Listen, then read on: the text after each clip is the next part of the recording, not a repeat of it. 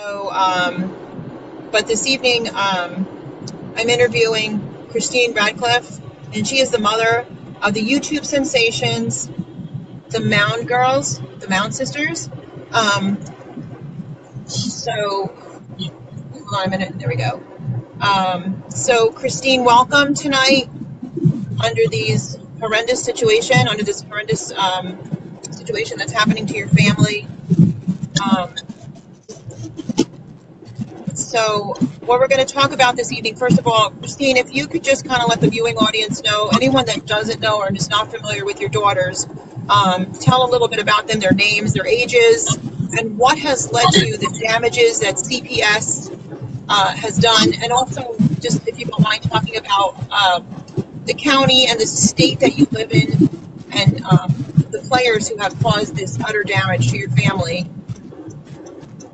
All right, so a year ago, my daughter's friend told them about this broadcasting site called YouNow, and my daughters went live on the account, and they both had separate accounts. And my oldest daughter is 17. Her name is Kaylee Mond, and then I have a 13-year-old named Alexis Mond, and they both had separate accounts.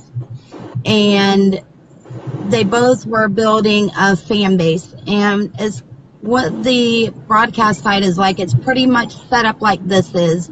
It looks like you're on a FaceTime call like this, and people can talk to you. There's no nudity allowed or no drug use, and if there is, you're immediately banned. Your account is forever gone.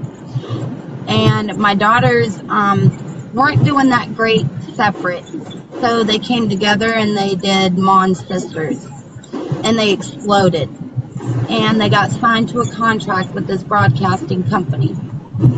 The broadcasting company promised them $1,200 a month income, but they had to broadcast at least 3 times a week for at least 45 minutes a day. And so I sat down with my daughters and I explained to them this is what they wanted. And I explained to them, mother to child, what it entailed, what this was going to take, and they wanted to do it. So I let them do it. And they did really well. They created a big fan base. They actually got a subscription button where you could subscribe to them monthly. And they had fun doing it. They would dress up in fat suits, and you can also Google Mond Sisters and you'll get images, which I'm going to show you some also. There was never any nudity or anything. Well, April of this year, my 17-year-old daughter... I just want to kind of bring them up to par with just a couple more important questions first, and then we'll get to that part. And we definitely want to get to the photos and so on. And you as a mom and your family structure and your discipline and your moral values and so on and so forth. And I'd like you to kind of let America know about your family prior to the damages that they've caused you, because I want them to get a sense of. Prior to this, I mean, we talk about everything. We would be the family that would, we all did pranks together, had dinner together, and I actually got a video of us sitting down and having dinner together. Punishment, if my kids got punished, they never got hit or abused. Their punishment, they knew, was their phone being taken. They wouldn't be allowed to go to the mall, go skating, go to the movies, whatever they done. But I really never had a problem having to punish my girls. My kids are good girls. Like, they know when you're a parent, your kids know how far to push you before they are going to push you too far and they get restricted. And my kids know, like, when I say no, it's no. My kids are outgoing. They've never been abused sexually, physically. They're in good health. They were in school. My 13-year-old was AB honor roll. My 17-year-old, she had a little rougher time. She was in the C and D range. I'm not going to say she was AB, but my kids have morals. They were raised with, you respect people, you don't judge people. My kids were not raised to know color, racism, We go to church. They were involved with the youth group at our church, and we just did normal family things. Like, they were on tour. I was always with them on tour. We went to New York. They have a very fun and exciting and eventful life, and a loving family that supports them in all they want to do. So, and I really wanted everybody to know that, so they had a basis to everything prior to seeing now what damages have been done to your family, what CPS has done, and also I'm not sure if you told them the state that you're in, the county and state that you're in, that this happened in. I am in Montgomery County, which is in Tennessee. Okay, so this is Tennessee, folks. Okay, so now, if you don't mind, kind of letting us know what's transpired in this past. How many months has it been, and since this occurred? Well, what exactly occurred? This came about April 7th. My 17-year-old, I wouldn't allow her boyfriend to come over because they were making out in our living room, and me and her dad, we sat them both down and we told them the rules. So that way they couldn't say they didn't know the rules. So we gave them another chance to redeem themselves and know that this is what we expect when you're in our home. You keep your hands to yourself. You can sit in the living room. You can watch movies. You can go out on the porch. You can't go in your room. You can't be in any closed doors. Well, the second time they were making out on my couch, so I told the boyfriend he couldn't come over anymore because you can't respect the rules in my home and keep your hands to yourself. Well, of course, that made my 17-year-old upset. He couldn't come over anymore. April 7th, she went to, it was actually the 6th, early morning, she was texting the boy and going to have him come to my house while we were sleeping. And their brother was intervening the messages because my daughter had fell asleep. And when he was about to come in my house, her boyfriend, my son came and woke me and the dad up. And we came out the door. My husband took off after the boy, and I called 911. I was going to have the boy arrested for trying to take my minor daughter. And the boyfriend was 19. The cops couldn't find him, whatever. And then my 17-year-old daughter made a comment to the cop that she broadcast for money. Well, the cop assumed that because she broadcast for money, that I had them on a porn site. And not knowing anything about the history of your daughters, not knowing anything whatsoever. See, this is something that happens all too often. They don't take serious allegations seriously, but then they take something and they twist it and distort it into something that it's not. Okay, exactly. Now here's something too. Now you have a family, an intact family on top of it, in a nice neighborhood, okay, without any kind of a criminal history or anything that they can say, they can look up and say, we got trouble here. You know, they look and they see nothing. I've never been arrested. Well, that's my point. They should say, look, there's nothing here. There's never been anything here. Okay, do a little investigating, a little talking, a little communicating. You know, could save a lot of problems. So then what happened? So then CPS shows up here, and they say that they're going to transport my girls for an interview. And I got a phone call. That happened in the very early morning of the 7th. They took them out of here at 8 o'clock in the morning, and they told me they would call me. They called me around 4:30 that afternoon and asked me to come down to the office. And I went to the office, and they told me they were taking my children in custody for sexual abuse. And now this leaves you in utter shock. And I know the feeling. Yeah.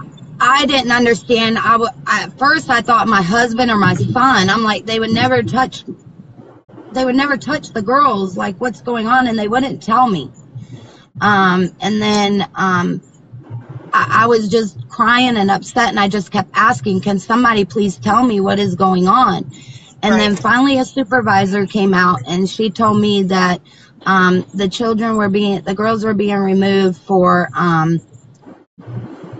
sexual exploitation.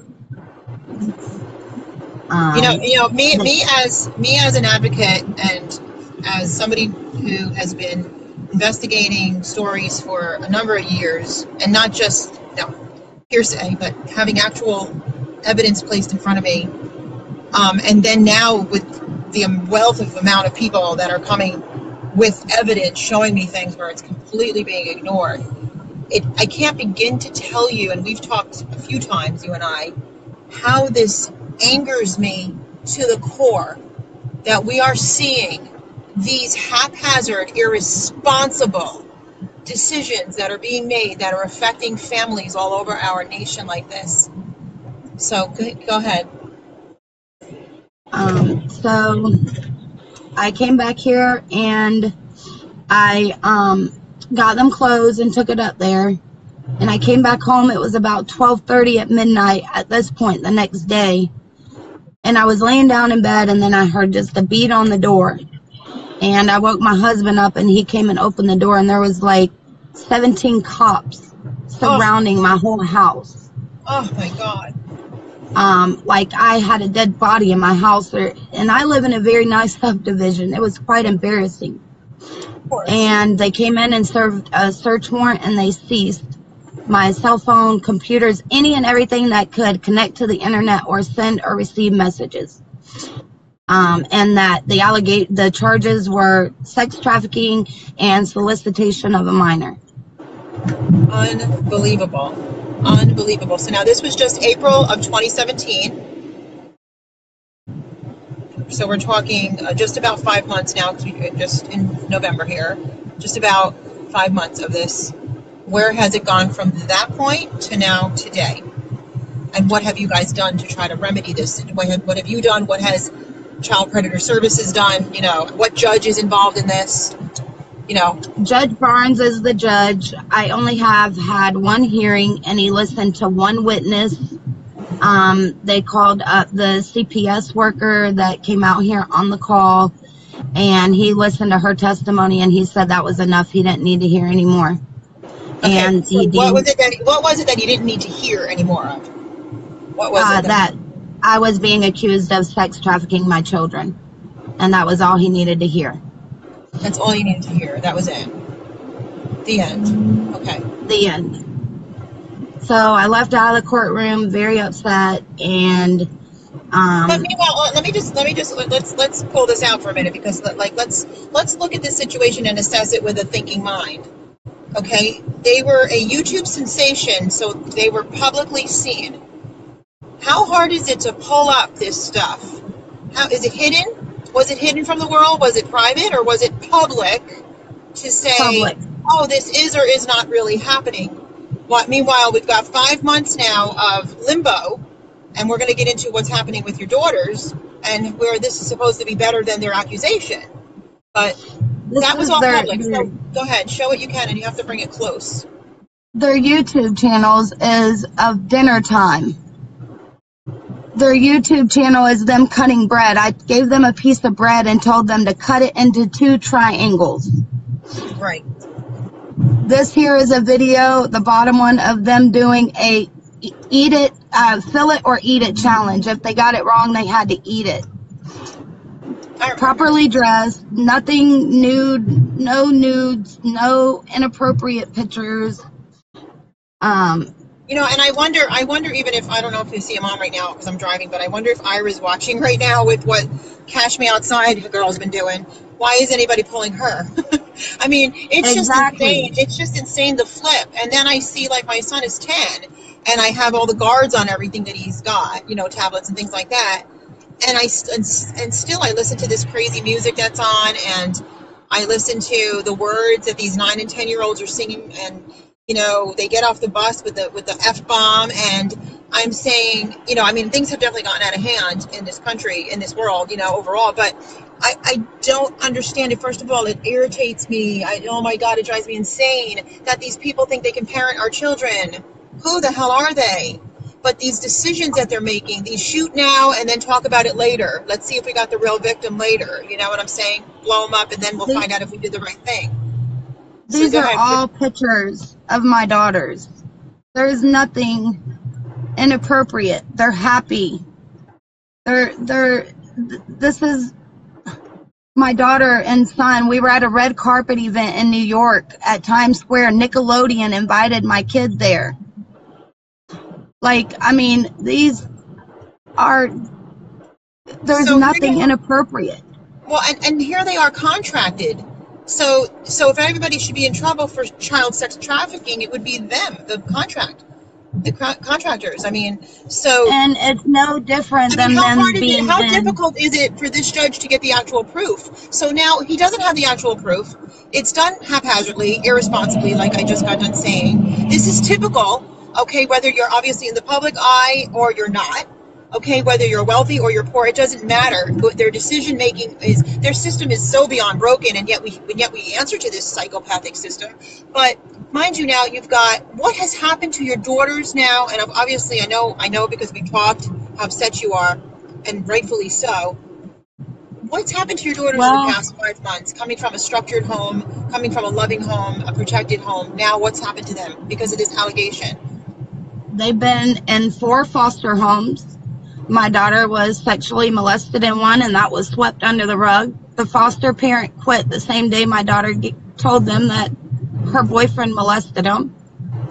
My daughter has an STD, chlamydia. My daughter's failed a drug test. And she didn't even have sex in my care. She never had drugs in my care. And never an STD.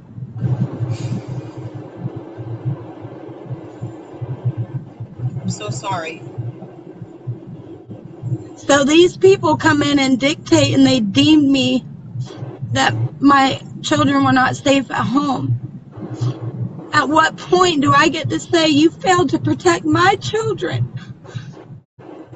And continue to fail to protect your children and continue to violate your rights and their rights. My kids, my 13-year-old wants to be an actress. She wants to be on Nickelodeon. My daughter wants to be a model.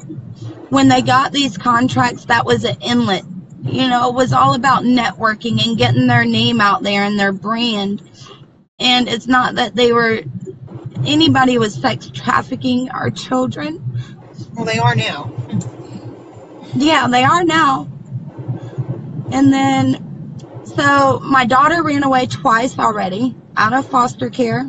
Now, which one was this that ran away? The 13-year-old is... The first time it was both. They both left. And the second time, it was just my 17-year-old. Now, and what is the name of this judge again, please? Because we need to expose his ass. Judge Barnes. Judge Barnes. In Montgomery County. Montgomery County, Tennessee. And that's a family court or a circuit court? Family court.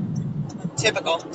And, I mean, does anybody talk to you with any logic? Anybody communicate with you with any logic whatsoever in all of this? No, so they still treat me like I sex trafficked my children. That still comes up. They treat me like I am guilty of sex trafficking my children.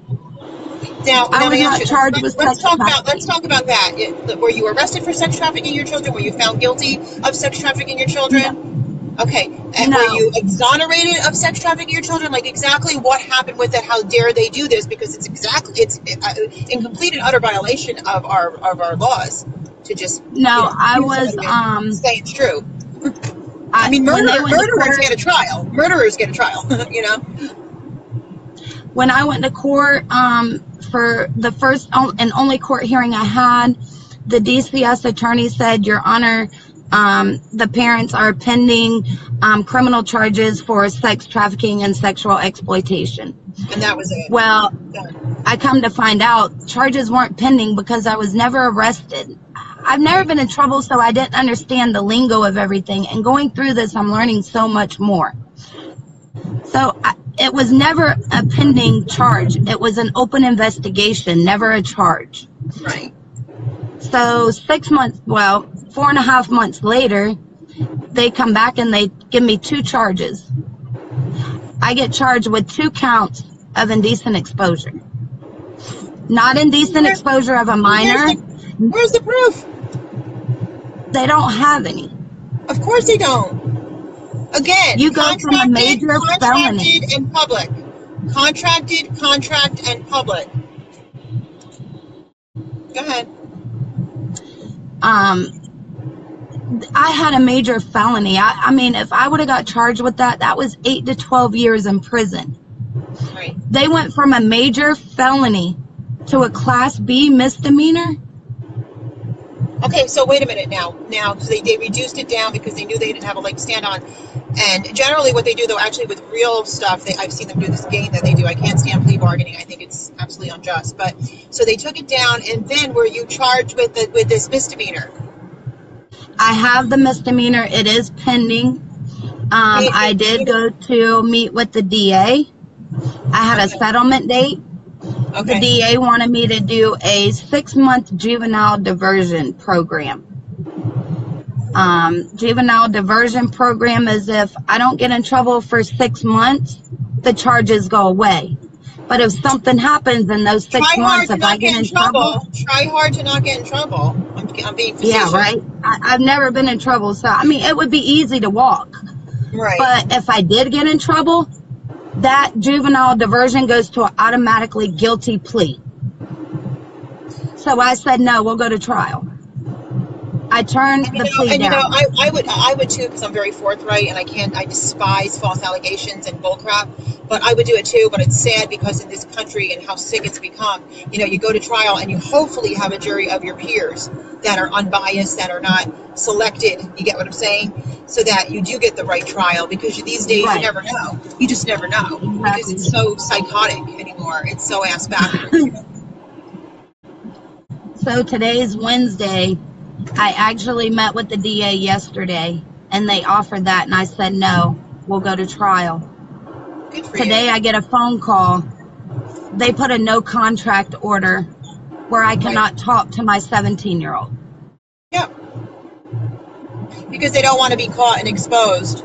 So here we are, catching them and exposing them by name. And what is the name of the DA? I don't even know her name. We'll get it. We'll make sure we get it out there, and we'll make sure that we get it edited into this, so that we can have it on all the television stations. I have never in my entire life been arrested in a cop car. I was taken to jail. I was issued a sealed indictment at that. It was a sealed indictment on a misdemeanor charge. Sick. I had to turn myself in, get arrested, have a strip search, placed in a cell for 6 hours for nothing, because they assumed.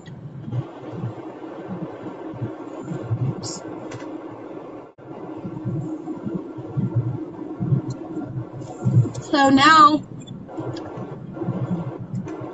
I can't talk to my daughter. They cut that off. For all this time, if I was a bad person, why was there contact to begin with? Why now? Well, because they want to hide their story and their guilt. And this is. I am a very loving mother. I wake up, I go to work for my children every day. I've done everything they asked me to do on my case plan. I had that completed within the first 3 weeks. They went in and they revised it by writing in it and telling me I had to follow that. Not adopted by the courts.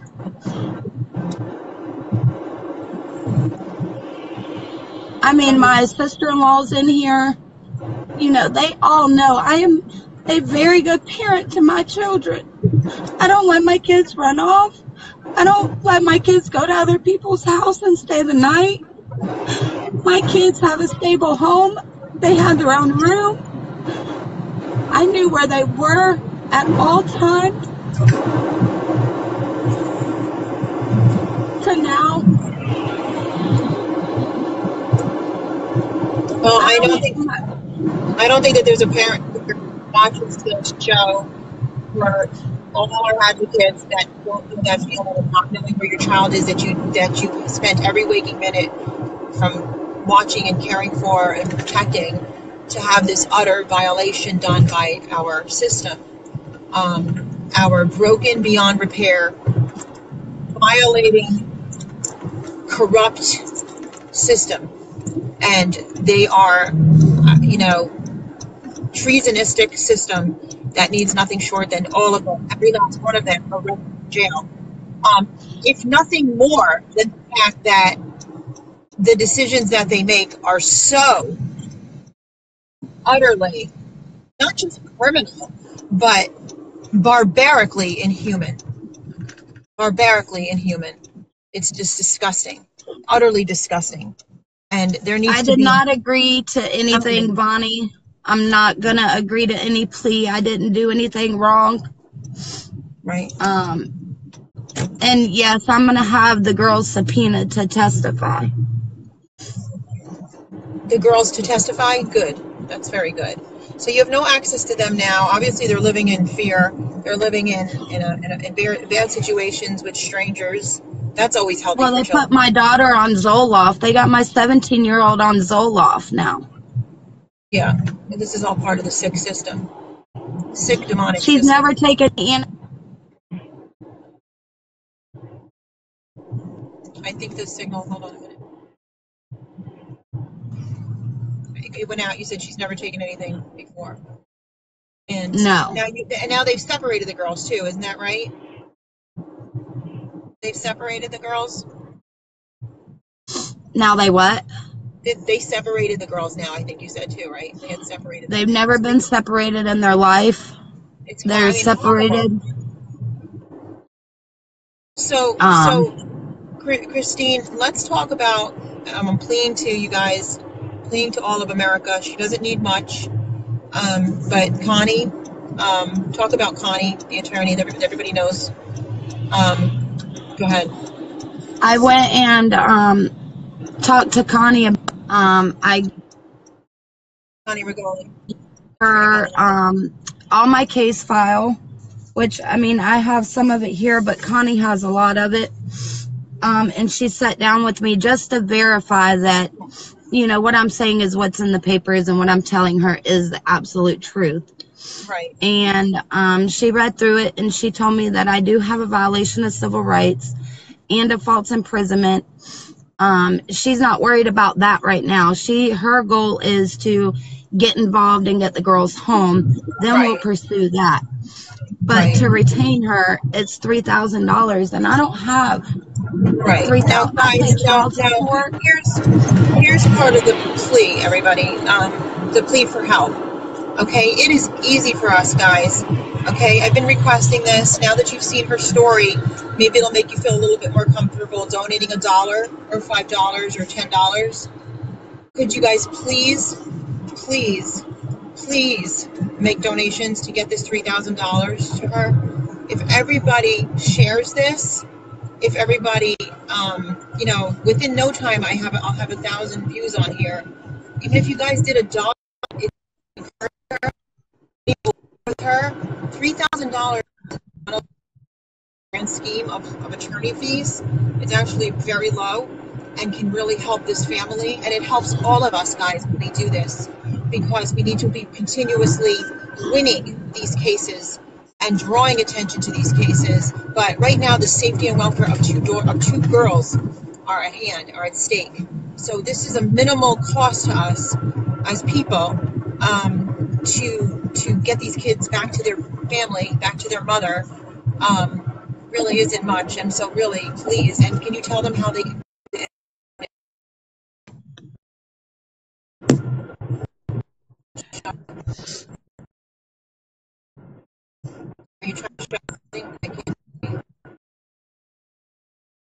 Christine, are you able to tell them how they can donate?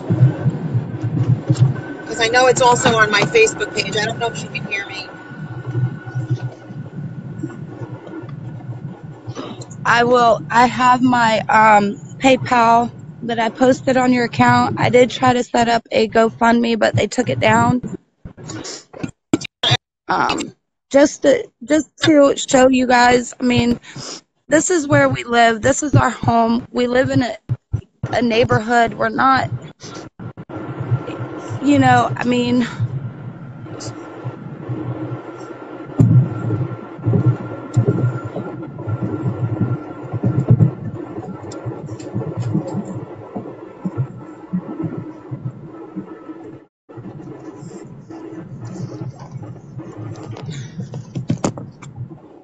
Are you there? I'm here. I don't know if you can hear me. So on my Yeah, I can page hear on you. Facebook, and since I'm driving for probably 4 more hours here, if I can ask my core team and you too, Christine, to kind of boost the post where you're requesting donations to get the money for Connie Rigoli, the attorney, for the $3,000. If everybody could please help her out, and it will go directly to Christine, so we can get this retained and moving forward and get those kids out of danger back with their mother and get the healing process started as soon as possible, guys, please.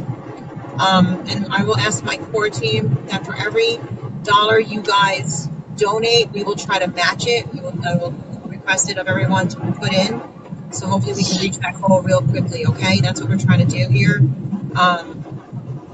So we have a very generous staff here, so and we do a lot for people that you guys don't know about. So there's a lot of you out there. We do need to be multi-billionaires to do this kind of work.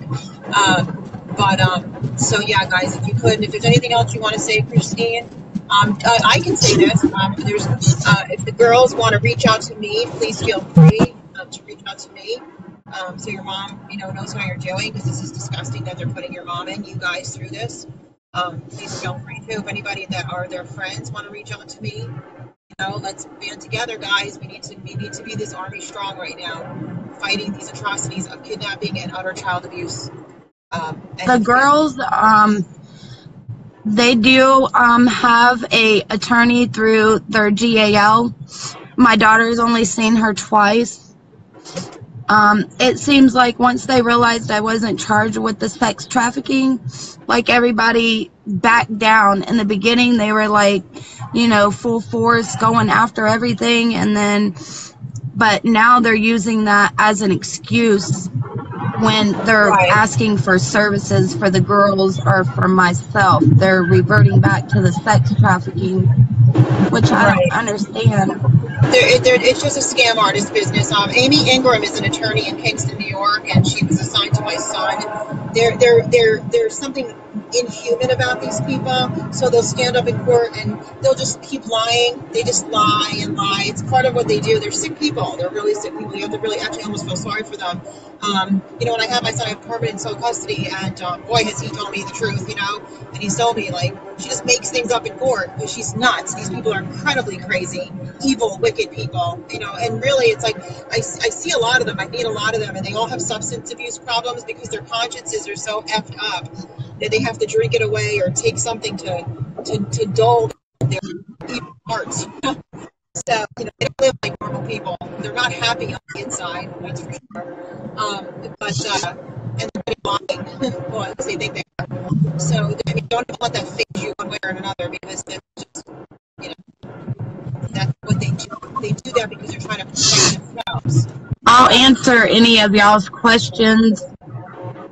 I personally can't read them driving. If they want to ask questions, I'll be more than willing to answer any questions that y'all have. And you can see the chat, right, Christine, below? Yeah. So if anybody has questions for Christine, feel free to go ahead and ask in chat. I can't have both of you come on at the same time, so if you can just ask in chat. Christine said she'd be happy to answer anything. And I would love to hire the girls an attorney, but coming up with money to hire me an attorney is hard enough, and I just don't have all this money to hire attorneys for everybody. Right, but at the end of the day, we're going to supply you with a federal lawyer for there to go after them. You need to go after them. Your daughters need to go after them for all this, so that you could own them when you're done. I don't know. You're going to have to look though, Christine, because I cannot read them, but I do see questions coming up. They were employed by a broadcasting company, but which that's part of the thing. In February of 2017, I pulled them off of that broadcasting platform because they were being exposed to bullies, and there was some inappropriate pictures that were going in their guest queue. And the guest queue is kind of like this. They can go in and wait, but a picture shows of who's waiting. And there was inappropriate pictures on there, and they wouldn't do anything about it. So I pulled the girls off of that. I was threatened to be sued, but I told them, go ahead and sue me. I mean, my daughters are being exposed to things they shouldn't be exposed to, and they dropped it. So I just want to make a request at anybody at all. This is actually November 9th, and so you should see that. Please reach out to this mother if you're an advocate in Tennessee near her. And also you might as well just give your PayPal email right now, because if anybody can help donate to her retaining of a lawyer, it's only $3,000. So, and when I tell you guys $1 would be something encouraging right now, I'm not kidding. Like, seriously, $1 each, $5 each. It's not too much to ask. It will add up quickly. It will add up quickly, please, because it's $3,000. That is really nothing if you only knew the prices of attorneys, the prices of appeals, and so on and so forth. So yeah, guys, please. And then I'm going to ask my court to try to do our best to catch this. And if it goes so over, I will show you my daughters. DCS went in and actually had a lot of their social networks taken down. Their YouNow was taken down and deleted. My daughters had replays on their live me's, but DCS got a hold of my daughter's phone that she got caught with, and they deleted her replays because it shows that it was appropriate videos and it would help my case, not theirs. So they deleted that's right. the And they even said it was appropriate. Didn't they even use the word appropriate, not inappropriate? So appropriate video. Appropriate. So they actually admitted that they, it's mind-blowing, it really is, actually admitted that they were wrong. I'll still read a couple questions. I'm going to pull this here up, and I'll show you what made them go viral. But like I said, they had a subscription button. They had over 200,000 fans on YouNow. And that's where they became famous. They promoted their Instagram, which their Instagrams got taken down. And they're gone. My 17-year-old's daughter's Instagram is no longer there. My 13-year-old's, hers is there still, but it was ran by me. I ran my 13-year-old's Instagram. She didn't have access to it. I posted all pictures and everything. So everything there, they couldn't do anything about. So they didn't take her account down. They only took my 17. And all this has been revolved around my 17-year-old, not my 13-year-old. So you know, and I'm not an attorney, obviously. Connie, I'm sure she's going to agree with this because I know this is correct. But for example, your daughter, the 17-year-old daughter, they violated all of her rights. Like, that was her employment, I believe. Is that correct? That was her job. Yeah.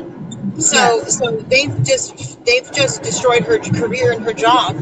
Boy, she's going to be a very wealthy young lady when this is over. That's what I said. Disgraceful, absolutely disgraceful.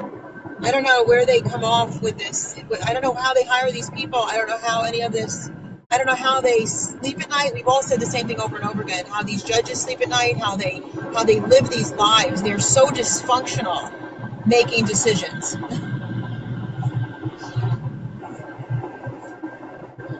All right, so I'm sorry, but Christine, if you could give your email. I typed it in the chat. It's Tommy, Tommy 13 Tom at yahoo.com.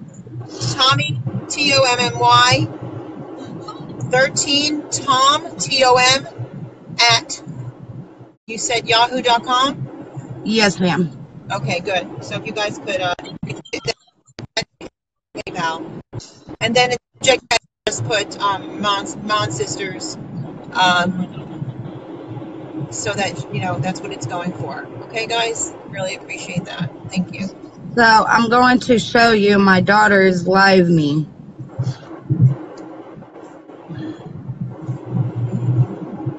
This is my daughter's live me. You can see she has 102K fans. All right. And